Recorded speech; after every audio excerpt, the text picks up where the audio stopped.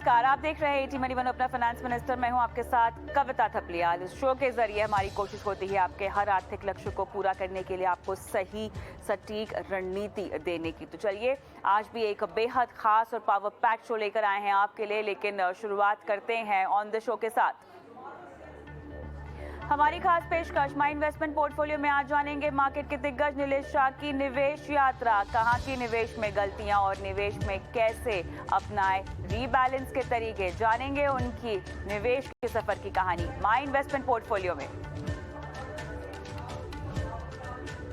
मौजूदा बाजार के उतार चढ़ाव में कैसे बनाए संतुलित पोर्टफोलियो, कौन से देश में अब निवेश के लिए आपको मिल रहा है मुनाफे का सौदा, जानेंगे आज हमारे एक्सपर्ट से। साथ ही बताएंगे अंतर्राष्ट्रीय बाजार में डाइवर्सिफाई करना हो तो किन थीम्स पर, किन सेक्टर्स पे, किन देशों पर, इकोनॉमी पे आपको फोकस करना चाहिए।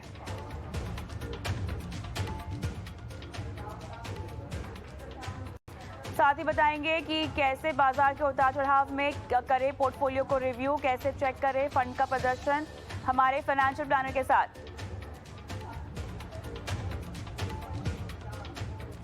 अगर आपको भी बनवाना है एक संतुलित पोर्टफोलियो, चाहते हैं हमसे सलाह, निवेश, insurance, credit card, loan, tax, crypto currency, जो कोई भी सवाल है तो इटी मनी मनो अपना फाइनेंस मिनिस्टर को अपना सवाल भेजे। हमारा एक्सक्लूसिव व्हाट्सएप नंबर 9619873567 जो कि स्क्रीन पर फ्लैश हो रहा है, यहाँ पर हमें इंतजार होता है आपके सवालों का।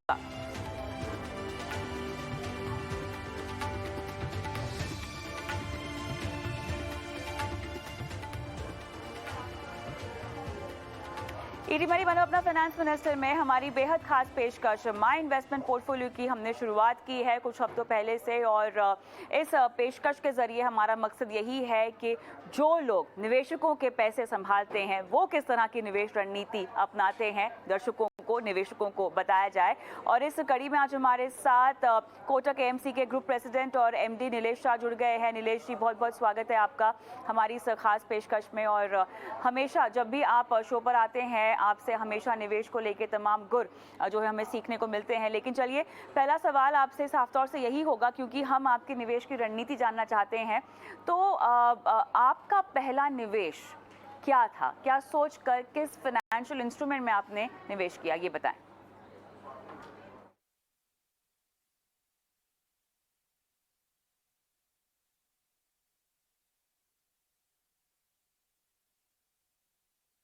जब मैंने आर्टिकलशिप शुरू की थी तो थोड़ा पैसा मिलने लगा था।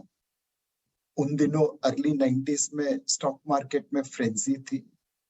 मैंने अपनी सेविंग्स और थोड़ा सा बोरोइंग करके पैसा लगा दिया था स्टॉक मार्केट में, इस उम्मीद में कि मैं रातों रात अमीर बन जाऊंगा।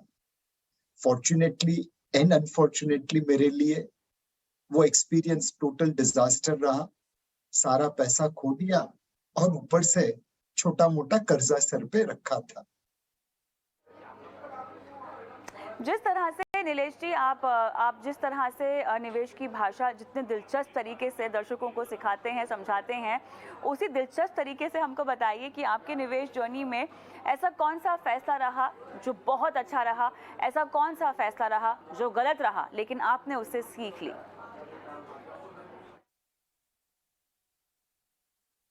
तो मेरा जो अच्छे फैसले हैं वो उन कुछ अच्छी कंपनियों के स्टॉक्स मैंने जो 25 साल पहले, 20 साल पहले खरीदे थे और आज भी उसको होल्ड करता हूं, आज भी उसमें ओनरशिप कायम रखी है, वह है भारत एक राइजिंग टाइड है।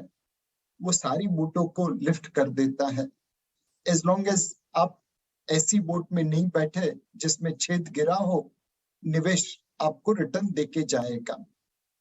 जो मेरा सबसे खराब अनुभव रहा मॉनेटरीली, वो मेरा पहला दौर था निवेश का अर्ली 90s में।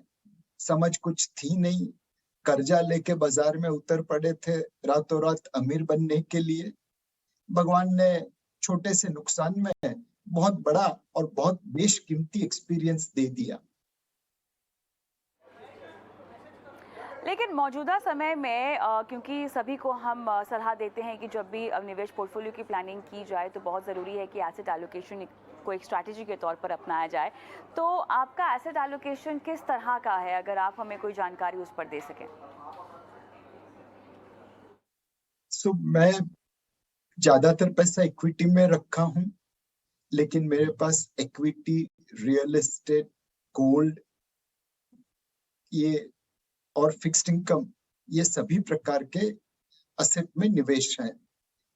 मैं उतनी डिसिप्लिन से असेट एलोकेशन नहीं कर सकता जितना करना चाहिए, because as CEO of mutual fund आपके ऊपर कई रिस्ट्रिक्शन लगे हैं। एज एन एम्प्लॉय मैं एनपीएस में भी निवेश करता हूं along with provident fund. Alright, लेकिन ऐसे में नीलेश जी, पोर्टफोलियो को अगर रीबैलेंस करना हो तो आप क्या रणनीति अपना रही हैं? ज्यादातर रिबैलेंसिंग मेरे पोर्टफोलियो की कैश फ्लो रिक्वायरमेंट की वजह से होती है। मुझे ईसॉप एक्सरसाइज करने पड़ते हैं तो कुछ ना कुछ बेच के उन्हें खरीदना पड़ता है। But other than that, because as mutual fund CEO हमारे ऊपर कई रिस्ट्रिक्शन है, मैं अपना पोर्टफोलियो बैलेंसिंग नहीं कर सकता। जैसा वॉरेन बफे साहब ने कहा है, buy businesses as if you are never going to sell, कुछ उसी तरह से मैं निवेश करता हूँ। बिल्कुल, लेकिन जैसे कि अक्सर सलाह दी जाती है नीलेश जी लोगों को कि आपका जो फाइनेंशियल पोर्टफोलियो होना चाहिए वो आपके लक्ष्यों के साथ इन लाइन हो रहकर आपको बनाना चाहिए। और उसमें इस पूरे एक्सपीरियंस में आपका ऐसा कौन सा गोल रहा है, कौन सा ऐसा आर्थिक लक्ष्य रहा है जो अपने निवेश पोर्टफोलियो से आपने पूरा किया हो, जो आप शेयर कर सके हमारे साथ? जब कारकिर्दी की शुरुआत की थी तो बड़े नीचे के पैमाने से शुरुआत की थी। तो हमेशा यही उम्मीद रखी थी कि कम से कम उतनी फाइनेंशियल सिक्योरिटी आ जाए कि फिर कभी खाने पीने की तंगी ना आए। जैसे जैसे उम्र बढ़ती गई वैसे वैसे गोल्स में तब्दीली आती गई। फॉर्चुनेटली भगवान की दया से आज मैं फाइनेंशियली सिक्योर्ड हूँ। मेरे पेरेंट्स की जनरेशन के लिए मैं उनकी रिटायरमेंट सॉल्यूशन था। भगवान करे आपके बच्चे भी आपका ध्यान रखे, लेकिन उसके ऊपर डिपेंड करना उचित नहीं होगा। अगर सभी लोग सही तरीके से निवेश करें तो वो फाइनेंशियल फ्रीडम प्राप्त कर सकते हैं। मौजूदा बाजार की चाल में अक्सर लोगों को अब समझ में आ रहा है कि इक्विटी और डेट का जो पोर्टफोलियो है, जो रेशियो है, उसमें से थोड़ा सा डेट में आप हैवी हो सकते हैं। तो मौजूदा स्थिति में अगर मैं आपकी फिक्स्ड इनकम इन्वेस्टमेंट्स पूछना चाहूँ तो वो कौन कौन सी होगी? किस तरह से आपने अपना फिक्स्ड इनकम पोर्टफोलियो जो है वो बना के रखा हुआ है? मेरा fixed income portfolio tax free bond और डेट म्यूचुअल फंड में निवेश किया हुआ है।